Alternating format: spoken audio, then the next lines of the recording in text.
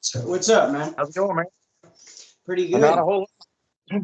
So I'm sorry your previous interview wasn't able to do it with you. Oh, no, it's fine. It's fine. It happens. It happens for sure. So go ahead and introduce yourself, your name and where you went, what year. Okay, so my name is Dustin, and I went to in Hold on, you're cutting out. time frame. I don't remember the exact. Yeah, you're cutting Hold on, let me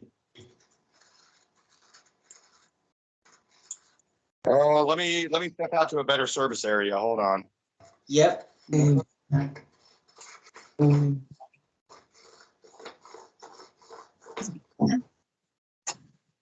Oh, hold on here.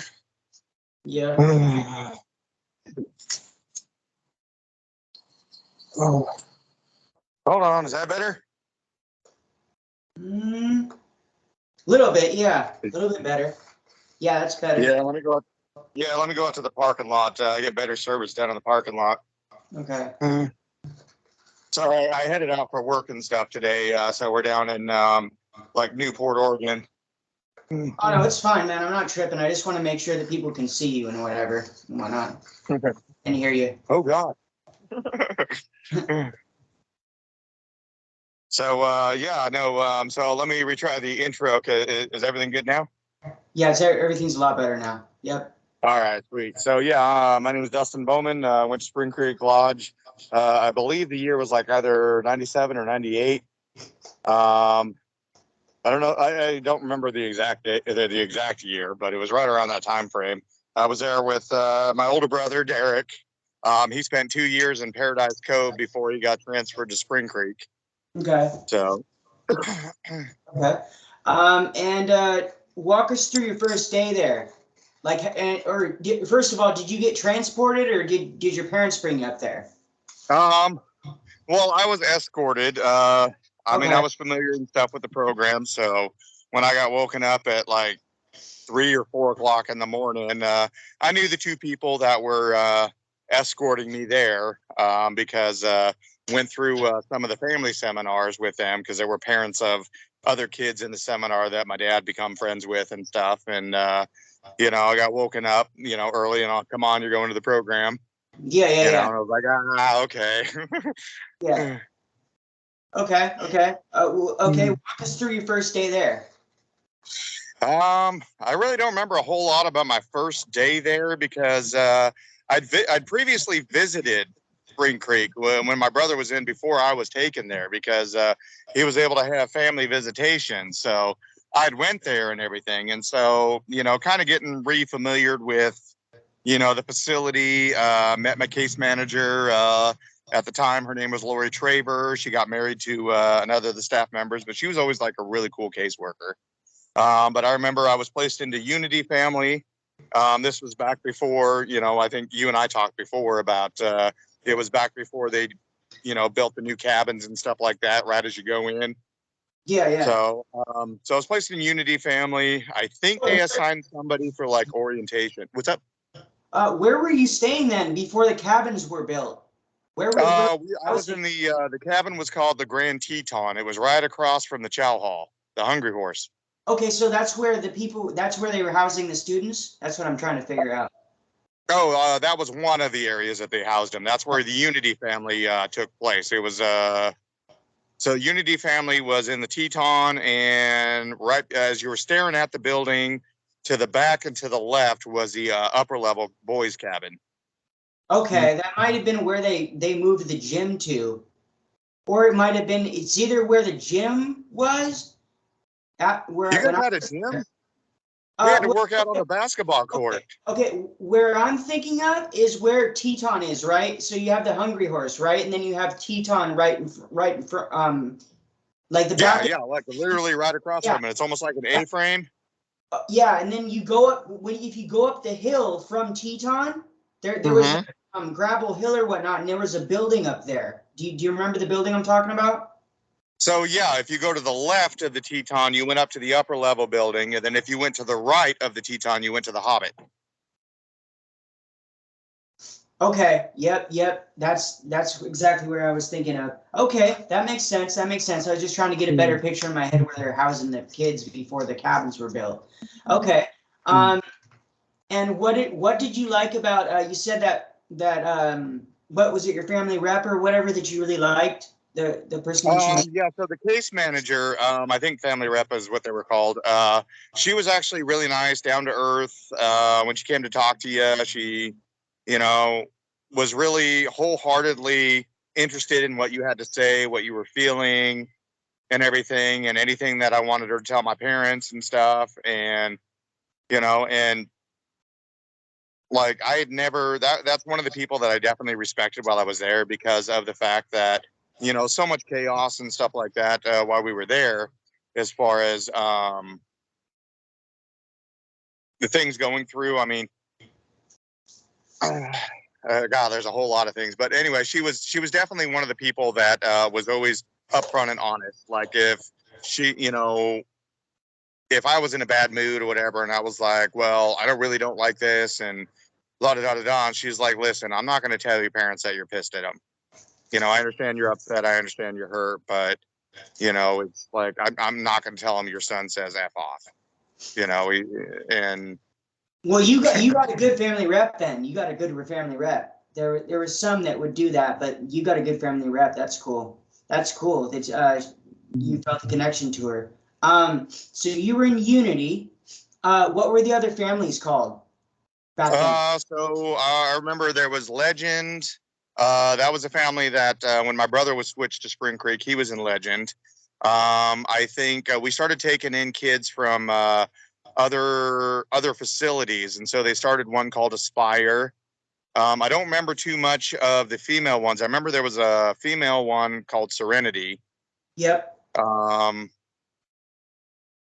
But I don't remember too much about the other families too much because, I mean, it was very rare then when we all got together for, I guess you could call them the pep rallies or whatever in the big old hall and whatnot. Yeah. And and then, you had all the kids and stuff and doing the head counts and the almost like the cadences, the sound offs, the head count challenges and stuff. And that was kind of cool. I'd forgotten about the sound offs. I'd forgotten about that part. Yep. Say your number out loud. Yep. Oh, yeah, in a row. You had to redo the count if you fucked up too, or if they didn't like it, they'd make you redo it. I remember that. Oh yeah, you had to redo it. And so during those championships, or the competitions and stuff, like you'd practice them for like hours beforehand, just so you didn't look a fool, when you went in there, because you wanted it to be crisp and clean and right on. And Yep. All right. So what was from the program? Like, what was your experience overall? Like, do you feel like you had a more negative experience, a more positive experience? And explain that. Like, why do you feel that way?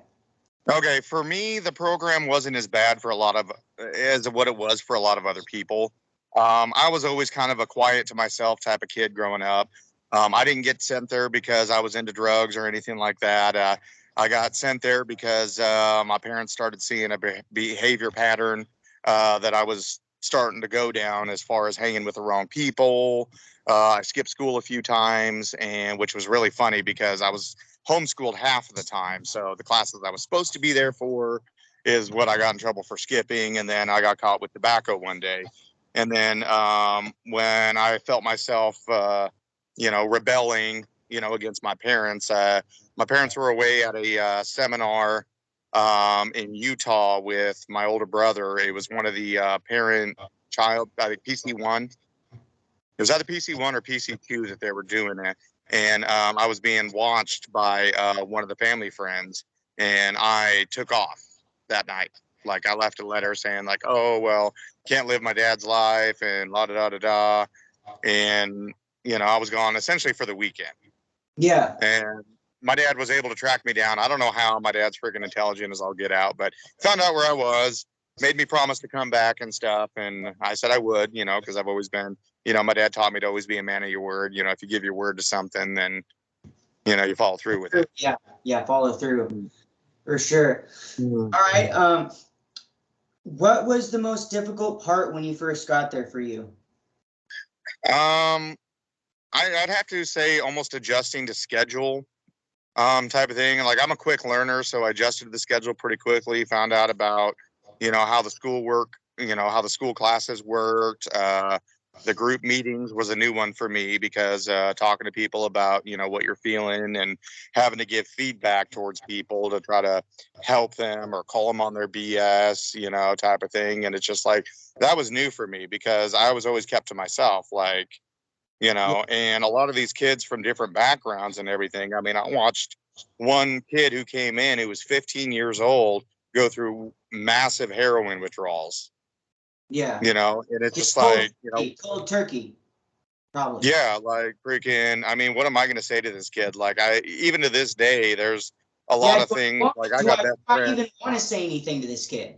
Is yeah, like, funny. You know what I mean? Like, well, yeah, I mean, because in the program they tell you, like, don't bullshit. Like, if don't try to give feedback and stuff just to try to show off or not be real. Like, if you're going to give feedback, they give real feedback. And the reason why I was quiet most of the time is because what the hell am I going to say? I mean, sometimes if somebody would share something and it comes to a point of feeling alone or feeling left out or shunned, type of thing, then that I could speak on. Like, hey, I know the feeling, that you're feeling this, and the only thing I could do is, give them, all my life I've been able to relate to people by giving analogies or relating through my own experiences and what's gotten me through. And so that was hard for me because a lot of people are like, oh, it's not about you, it's about them. Yeah. I want you to look at them and use, certain statements. And it's just like, that was hard for me because I didn't know how to word it. Like, you were used to speaking in a different way. Yeah. Like, you were, like, you've been in contact with one of the guys that was in my family, Travis Brown. Yeah. Well, actually, we were supposed to do we're going to reschedule. Something came up, but yeah, I'll be in. Yeah, he was telling me he had a lot of work and stuff going on, but it's because of your channel and stuff like that we actually reconnected. Because I absolutely freaking remember him and everything else, and that's awesome. That's really cool to know, man. I love that, and that was another reason I started it. I want people to network. I want to spread awareness, and I think networking and spreading awareness, man. That's like half the battle right there, man. Real shit. Like, so I'm really happy to hear that, man. What was your first? How long did it take you? Do you think it took you to get into the swing of things fully, and for everything to like fully sink in when you got there? As far as adhering to the schedule, like, it only took a couple of weeks to learn about reflections, to learn about the point system, to learn about doing schoolwork, how that worked. There was, group seminar throughout the days. And once you've been there for a certain while, they schedule you for discovery and focus, which I'd been through on the outside. And it's completely different because on the outside than it is on the inside. How is it different? I was very curious about that. Okay, so I mean, the seminar is pretty much the same thing, as far as discovery goes, magical child, breaking things down, barriers, the same teachings that they went through the seminars. It's the same on the outside, but in the program, if you break one rule, you're out. Yeah. You acknowledge the fact that you broke the rule, and you're like, okay, well, you're done. They kind of let you slide then a little bit on the outside more? Well, on the outside, you're not in the program. There's nothing keeping you there. And families pay quite a bit of money. I remember I went through Focus, like up in like the Tacoma area, with other siblings and stuff. Because it was all like age groups. Like parents had their own discovery and focus, and siblings had their own discovery and focus too. So we were all like kids of the same age and whatnot. And I remember the Focus seminar, we actually had to fly down to LA to go through. Okay, so you're spending a whole lot of money as it is, so it's like, why would you? Yeah, so they're not gonna tell you to leave after you just spend, upwards of a couple grand to get there and go through it. Okay. And it's still like I was a little butthole, beforehand, like throwing an attitude fit because I heard something I didn't like, type of thing. And the facilitator called me out on it. She's like, hey, if you're gonna have a pompous attitude, then just sit there and don't say anything. Otherwise, you can sit in the chair and face the wall. Yeah. Yeah, for sure. Yeah, I remember. Yeah, I definitely remember the seminars being like that. Like, if you don't have anything constructive to say, don't say anything at all. But I also remember. Fuck, I lost my train of thought. Like, fuck, I completely lost my train of thought. This happens when I smoke weed. I need to stop smoking weed during these interviews, Beth. I just like space off. But okay, so I was talking about the seminars and whatnot. Well, I noticed that so the processes are the same then. The process is the same.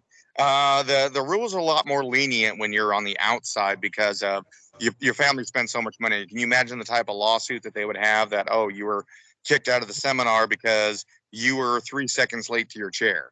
Yeah. You know? Yeah. And so, there wasn't that aspect. There was a lot of it on the outside that they were probably a little bit more gentler than in the program as far as things that they brought up and things that they tried to say and the way that they were trying to be and everything. Because the people, when you're in the program, like at Spring Creek, it's the staff members giving, the feedback and giving the experiences and knowing what to say to people to get a reaction out of them because they're around them all the time. They know what their triggers are. They know. They know how to get the rise out of them. They know their buttons to push, right? Yeah, and so when you get all these people across the United States in a conference room in LA, and so they're going off of some of the people staffing the seminar may know your family, may know your sibling, because they're all family members too, and so they may know like little things to pick out, but they can't really push hard on it. Now in the program, the one thing that I did learn is with going through accountability is the fact that in my experience, they had no problem lying. Yeah. Because I was told, and I specifically remember this because that's when I called BS on it, was I was told that my dad was out there working 2 jobs to make sure that me and my brother were there. Yeah. And that was BS because I knew for a fact what was paying for me and my brother to be there was a college fund that my grandfather set up that was hundreds of thousands of dollars at the beginning. Yeah, that was them trying to rewrite the narrative in their own words and trying to spell it out a certain way for you so they could get a certain reaction from you. Yeah. I mean, trying to be like, well, you don't know what your family's doing and, the sacrifices they're making. Mm-hmm. I mean, to this day, I know the sacrifices that my family made. And it was more of an emotional sacrifice than it was a monetary sacrifice. And I talked to my brother and I talked to my dad and, I talked to my mom and they've all got, between my dad and my mom, they've all got varying stories on who was pushing for what. And honestly, at this point in time, it really doesn't matter who was pushing for what. We can sit here and choose to take the good things that we actually learn from the program, because there are some good life lessons in there. I mean, not everything in there is, you got to learn to pick and choose what to learn from it. Eat the grapes, spit out the seeds. Yeah. I mean, and I get it. There's a lot of people that had way more traumatic experiences. And I'm not saying that those people have anything good to pick out of it from their own. I mean, Derek was telling me about his time in Paradise Cove. We were on the phone last night and he was talking about how, in Samoa and stuff like that, it wasn't unheard of to see, kids getting physically restrained and bones being broken. And the fact that all they had to eat was like rice, and they had to wash their own laundry with a bar of soap, and coming to Spring Creek was like a luxury resort for Derek after spending 2 years in Western Samoa. Yeah, I had heard, I'm actually going to have somebody that was in Tranquility Bay on the podcast here before too long. And, that's going to be a really eye-opening interview. I know, because it's just that life over there. I've only heard stories, and to hear from somebody who's actually been there and spent time there, that Samoa, like, I mean, it's just, if we thought we had it bad, it got a lot worse. I mean, I'm not trying to invalidate anybody's experience by saying that. Well, no.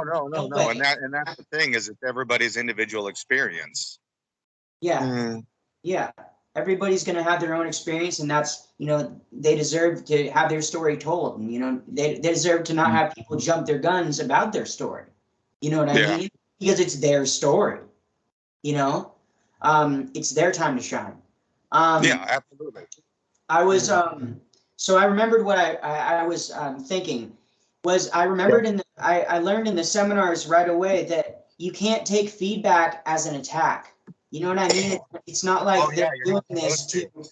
Yeah, it's not like they're doing so once I learned that, I was just like, look, I'm just gonna look at everything they tell me, even if it sounds and is coming off, in my opinion, as hateful or whatever. I'm just gonna take it in and be like, look, okay, maybe this is just how they're viewing me, because everybody has a different view on people. Everybody has their own opinion. So I was just like, I'm just gonna take this, on a neutral stance and just see, feed the grapes, spit out the seeds. Maybe there's some little tidbit I can take and apply to myself to better myself. But I learned really quickly not to take it as an attack. But I know that that's really hard, because I was bullied at Spring Creek. So I can actually say this, that you do get bullied sometimes, and there Oh is yeah, get picked I know on. for a fact. And I'm not invalidating anybody's experience by saying that. I just want to clarify that. But I will say that, learning to take feedback as a neutral thing was key in the program for me. See, and that was probably something that I never actually learned. And maybe because the furthest that I made it was at level 3 All Stars. And I Yeah, went up and down that ladder so many times just because I got to a certain point to where I was like, you know what? Screw it. I'm going to have fun with it. yeah. And, but not taking certain feedback personally was difficult for me because I had no problem with somebody giving me actual feedback that I felt like I could relate to. But I felt that the hardest part for me during that was they'd be spouting off, oh, well, I see you're avoiding. I see you're doing this. And the thing is I wasn't actually avoiding, but I couldn't say Yeah, that. I couldn't yeah, say like, I'm not avoiding, because they're like, oh, well, don't rebuttal. If it doesn't apply, let it fly. But the thing is if it didn't apply and somebody gave you feedback, but you didn't alter what you were doing or yeah. how you were acting based upon Yeah. that feedback, then you weren't working the program. Or you're in resistance to the Yeah. program, you know? Uh-huh. And so totally, man, totally.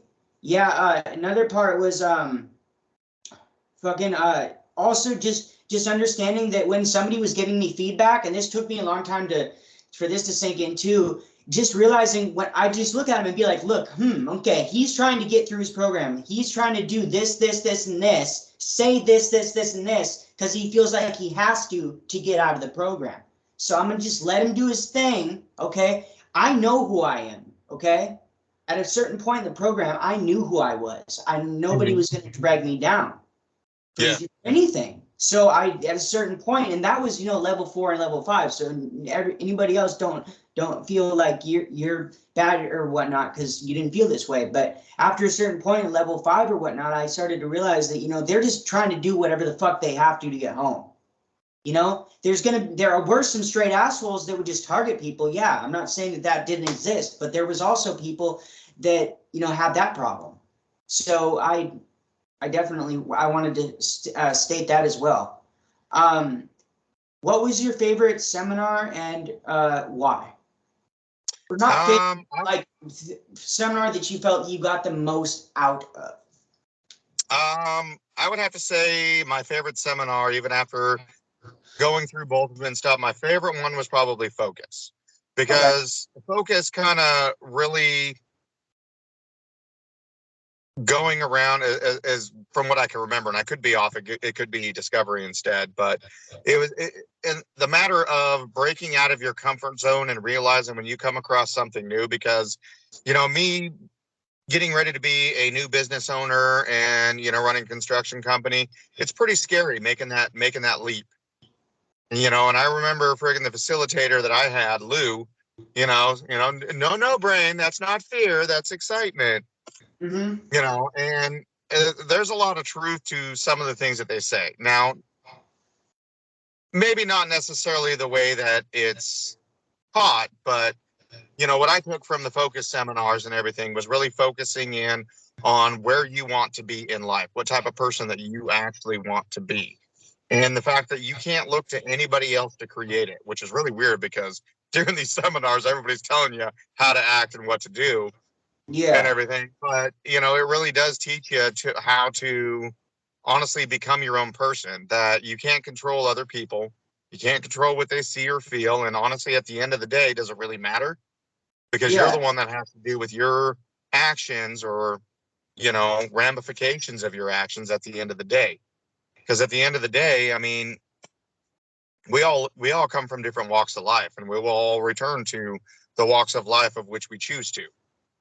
mm-hmm. And so Yeah, being able to be self-focused on yourself, on realizing where your own downfalls are, being able to recognize those things, and being able to essentially self-analyze, because of the fact that you can't always count on people to give you honest advice or honest feedback, as it may be, and finding out what works and what doesn't work. And not every stumble in life is necessarily a mistake, because on the way up the ladder, if you hadn't made the mistakes that you'd made before, you wouldn't be in the position you're in today. exactly. Yeah, I'm a firm believer in everything happens for a reason.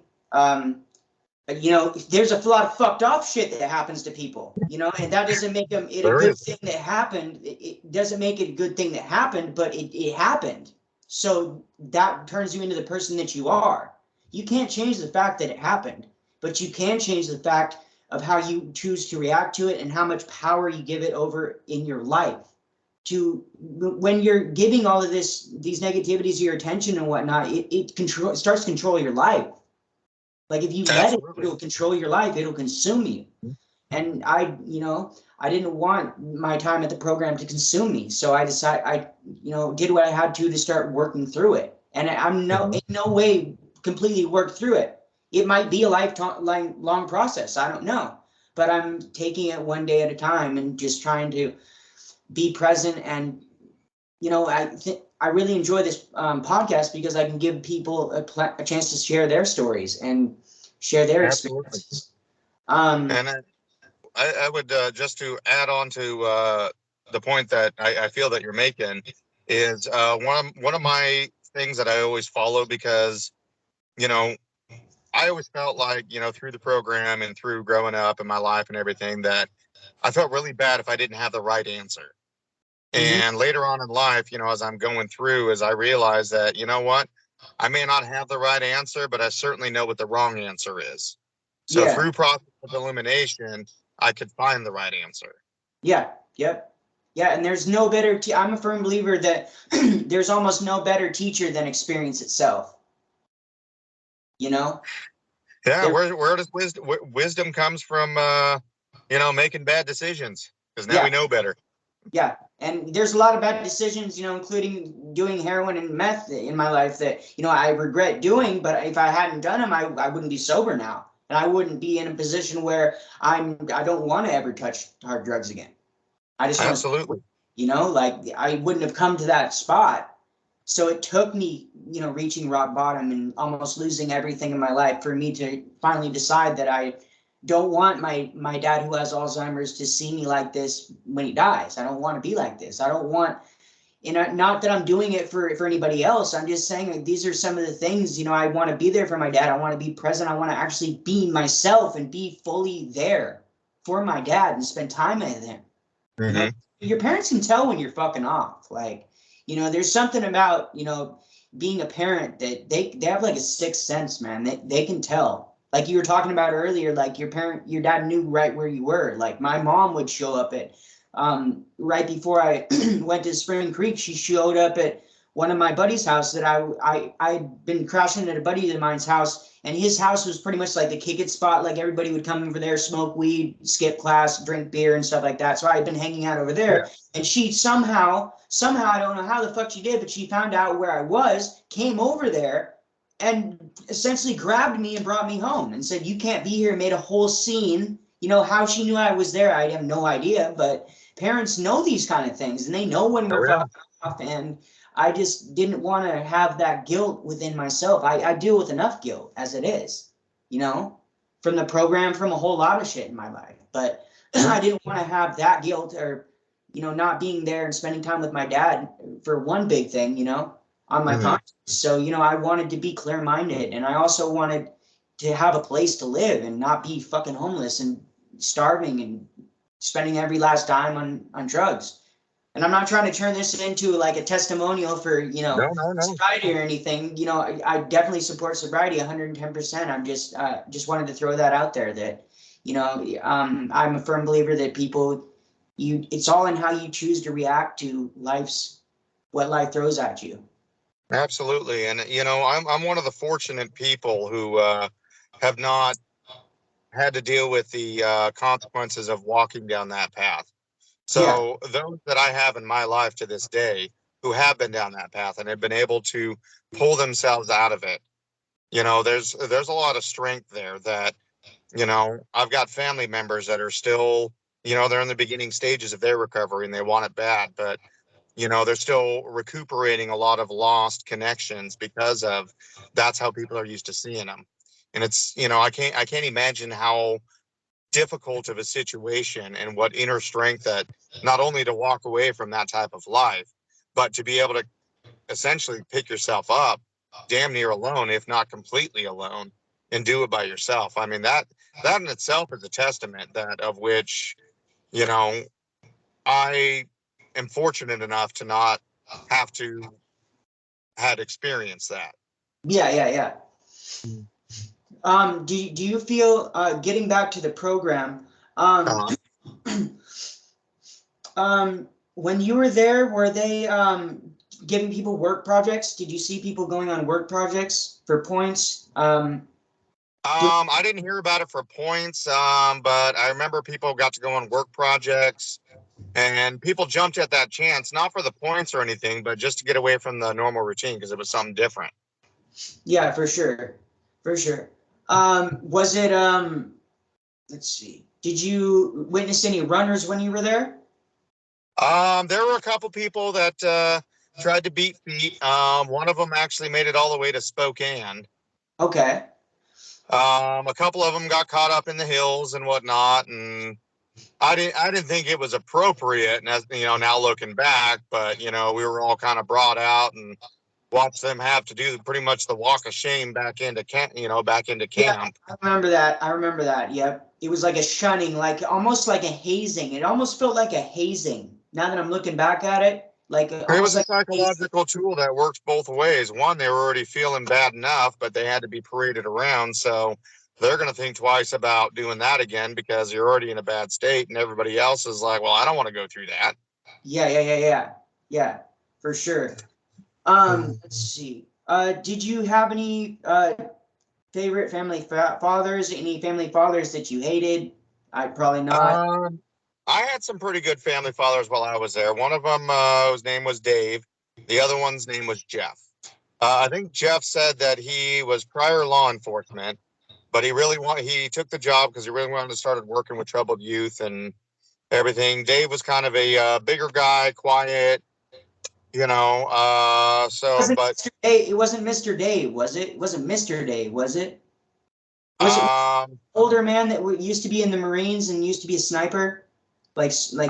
I don't know about his background. I do know that he was kind of a tall, broader chested individual, always wore a hat. He had a mustache. Maybe, I don't think it was him, but because I don't think he had a mustache, but okay. Well, were there any more? Sorry for cutting you off. I think those are the two that I remember. I remember some of the other staff members, like I think one of them was David Calkins, God rest his soul. He was definitely he was a down to earth person. Like he didn't accept any BS from kids, type of thing. Like don't fuck around. But like if you didn't fuck around, like he was cool. Yeah.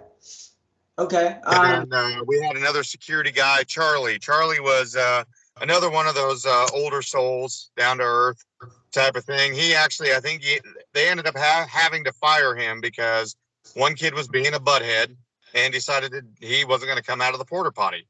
And so Charlie had warned him repeatedly, if you don't come out, I'm going to kick it over.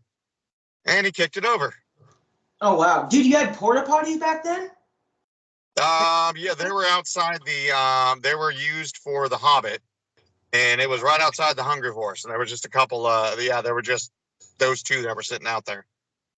Damn. Okay. Yeah, I think I might remember those vaguely. I kind of blacked out my time in intervention. But let's see. Any did you make a lot of friends in the program? Any lasting relationships to this day? I mean, I've got Travis that I reconnected with. I don't really have anybody else that was in my family or anything. I tried searching around, didn't really have any luck. Of course, I mean, granted, I didn't put too much effort into it, but I definitely remember Travis. And since then, I message him every day, tell him, "Hey, man, I hope you have an awesome day," and everything, even if that's all that we say and whatnot. I know my brother is still in contact with quite a few of the people that he was in the program with. Some of them that he was in Samoa with, because my brother was even in Samoa with Tony Robbins' son. Oh wow, that's big.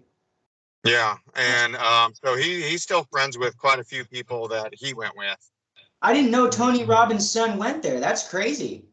Yeah, apparently, I want to say he was in Samoa because I don't remember hearing about Tony Robbins' son being at Spring Creek, but I remember listening to the audio tapes all the time. That's the author, right?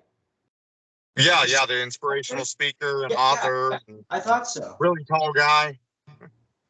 I thought so. I thought that was him. Okay, that's crazy. I did not know that. That's crazy. That kind of, now that I've read some of his books and just the way he teaches things kind of sounds like maybe he got some of it from program. It may be. I haven't looked into it, so I'm not going to speculate as to one way or the other. Yeah. Obviously, these type of teachings can help people to success. There's, there's people that have found success after the program, graduating or not, and there's other people that their experience was so traumatic that it didn't end well for them. Yeah, for sure. Have you personally lost anybody that you knew from the program? No, not from the program that I know of or that I've heard of. I went through the list, and I remember a couple of the names, but nobody that was like in my family that I think of. I've lost more people that I've served in the military with. I'm sorry. And I feel that. Thank you for your service, by the way. You're welcome. Thank you for your support. Yeah. It's I believe the unique bonds that are created in the program and in the military are very similar. Because in the military, you're in the suck together, and with the program, well, it sucks 24/7. So, and you're in it together. Yeah, for sure. I definitely relate a lot of. I kind of saw when people would ask me like, so what was SCLA or Spring Creek Lodge Academy like? And I'd be like, well, it was a military style boarding school, like a boot camp type of thing, essentially. Essentially, with that, Yeah, but essentially it was. I feel that the boot camp and the Army and I think have a lot in schools, just in the way the set schedule and you have to do things in a specific way. I don't know too much about the Army or anything, but I know that they have a set schedule, and that's very similar. Yeah, I got a set schedule, do things a certain way. A lot of similarities between my experience with the military and my experience with Spring Creek, as far as, you got a set schedule. Yeah, you got a PT schedule. You got certain set schedules and stuff like that. Sometimes you get tore down, but I felt the difference between the military and Spring Creek Lodges is in the military, they tear you down to build you up stronger, and you do that through unity together. Yeah. And in Spring Creek, you were just kind of almost left to your own to build yourself up. Yeah, if you could. If you could. Yeah, if you could. Yeah, for sure. Let's see. Did you get to staff any seminars? No, like I said, I only made it to level 3 All-Stars. While I was in. When I was out, I was like 14, 15. So ain't no in hell they were letting me staff. What was I gonna say? Oh yeah, and I don't think we went over this. How old were you when you went there? So when I was in Spring Creek, I was 15, and I remember that because I turned 16 when we were in the Grand Teton. And I want to say that I was there from September to September. I was only there for a year. Okay. And everything. But I remember being there when I was 15. That's why I remember how what age I was, but I haven't quite done the math on the exact year. So I was there. I was there for the year. I was about 16 when I went there, so about the same age. What was your favorite or least favorite meal there? Well, my favorite one would have to be probably the biscuits and gravy. Yep. And it's only because, I mean, the country gravy, I mean, you can get country gravy, it's a dime a dozen, but the biscuits were nice and soft. Yeah. I have a hard time finding any biscuit that, doesn't break the concrete when you drop it. Yeah. For sure. And what was your least favorite? Gosh. I'd have to say anything tomato based because it would always give me heartburn. Okay. So like the spaghetti, probably?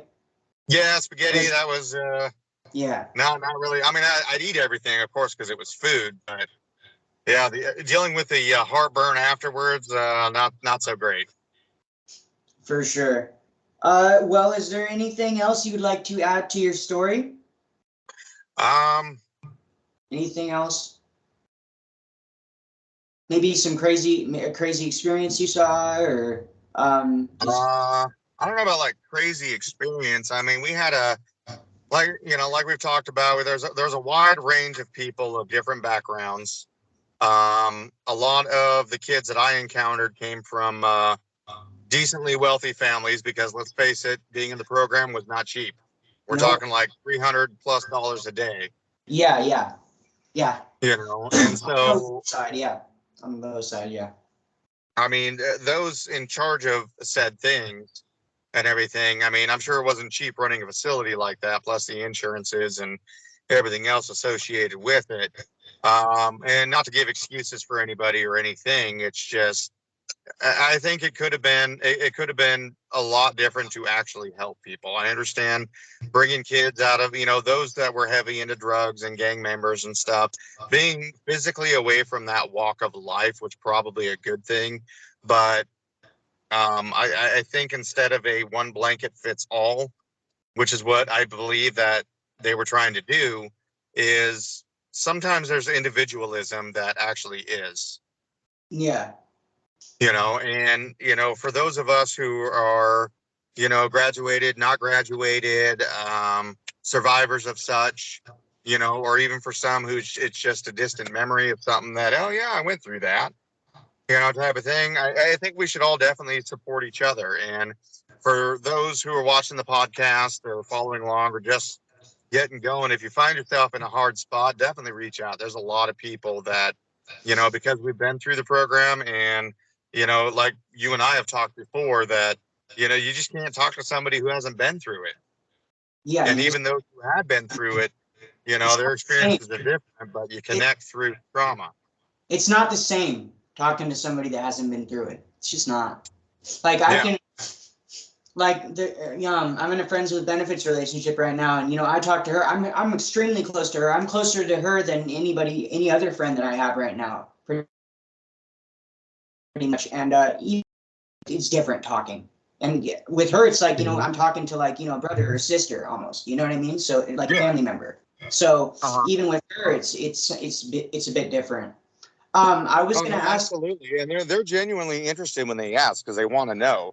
But it's just like some of the things you try to say, like it's like it's like when you wake up and you try to explain a dream, and in your dream it makes sense, but you're explaining it to them and it just doesn't make any sense to them. Yeah, I completely feel you. Overall, in your opinion, do you believe that that the Worldwide Association of Specialized Schools and the troubled teen industry schools should be could be regulated, or do you just believe they should be shut down? Well, because I was in the military and everything, and I do believe, success in certain ways of doing things.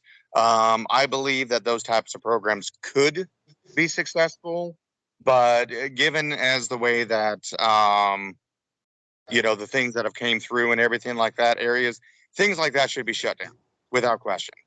I do believe there is a way to help people. Boarding school is not necessarily a bad thing. Helping kids, trying to help troubled teens and break things down. Like I said, there were good things about the program as well as, atrocities.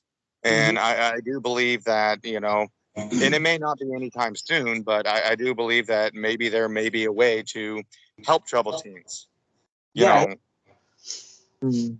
I even, I'm thinking about, eventually, hopefully someday, if I have the funds for it, starting a nonprofit to help teens that have been through the program, or something, something for them to, something more than just the podcast, something where, because I understand that there's probably going to be a lot of people too that want to tell their story, but are either too shy or scared of judgment, or just don't want to be on camera, or don't want to be on an audio call even, that still want to tell their story, maybe to somebody in a more confidential thing. Because my podcast is being aired, you know what I mean? Anybody can see it pretty much. But I know and that we all got to start somewhere, man. I mean, just the short bit that you've done. I mean, I've listened to all your podcasts so far, and I'm great that you reached out to me and was welcome me to come on and talk with you online and stuff like that.